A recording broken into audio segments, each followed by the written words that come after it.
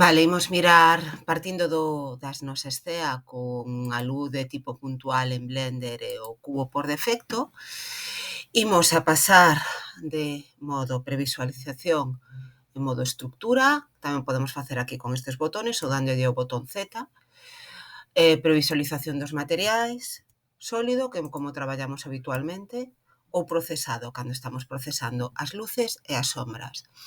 Obviamente, por exemplo, se collo esta luz e a vou a suprimir, a luz apágase, nos quedamos con a nosa escena a oscuras.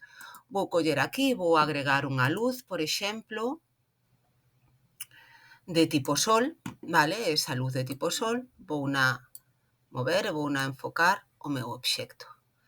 Xa nesta ventana de procesado, vemos como temos as distintas caras do noso obxecto iluminadas de distinta forma. Pero claro, non vemos as sombras, porque o mellor para ver unha sombra temos que ter un lugar onde se proyecta a sombra. Entón, vou agregar co cursor no 00, vou non poñer outra vez,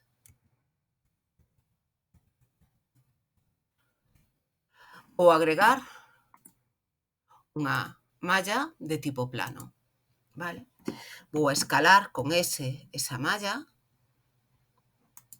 e a maiores vou a mover G no eixo Z. Como ves, aquí está a luz de tipo puntual, de tipo sol, vai a crear unha sombra.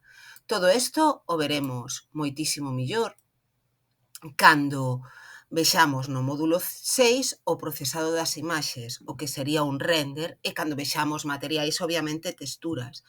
Así, adiantando un pouquiño, para facer un render temos que premer F12 e vaime a facer un render, que é unha visualización do obxecto con materiais e con todo o que teña, dende a vista de cámara.